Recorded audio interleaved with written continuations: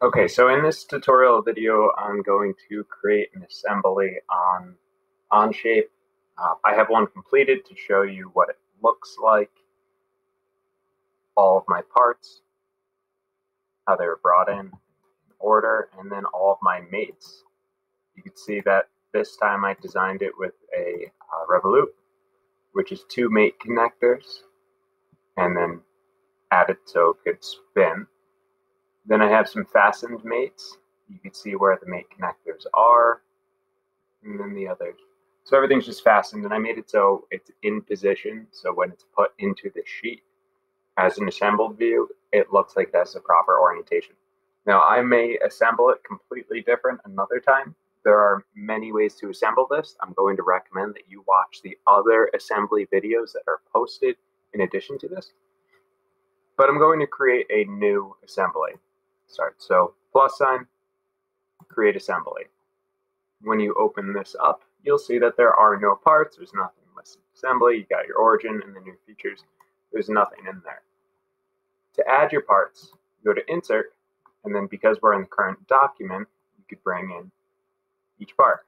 I'm going to select the base and then click the handle and click the jaw and left click, pin, left click, and then the shaft, left click. The first mate that I'm going to apply is the Revolute mate, and I'm going to place it between the shaft and the base.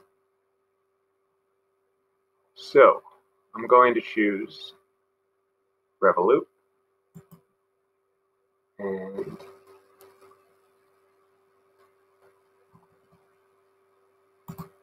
select the center of that face.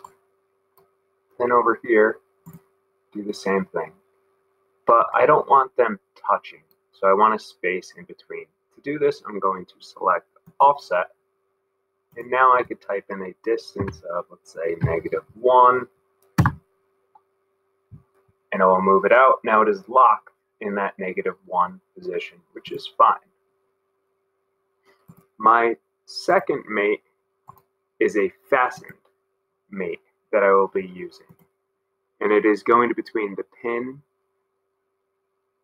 and the jaw, and they are going to be fastened together. So here's the fastened mate, and with this one, all I have to do is select the center of the pin, center of the jaw. Now they are locked together. So if I move one, they stay together. My third mate is an additional fastened mate. I'm going to place this between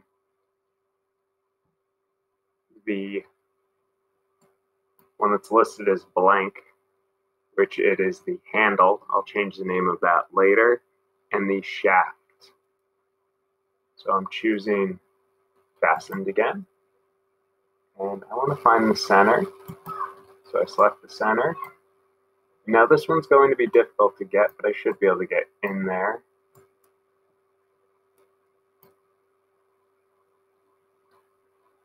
There we go. Got the center, and I fasten those together and cancel this. So if I rotate now, I have everything pretty much together except for the jaw and the shaft, which will happen in my next mate. So I'm going to choose fastened again.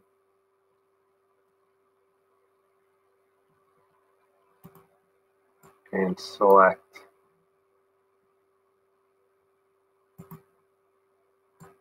that face there and the end of the shaft. And OK. So now this is mated in place. It should be in the proper orientation. There should be a slight gap in between these. That difference is a 0.02. Go back to my isometric. Now this does not move.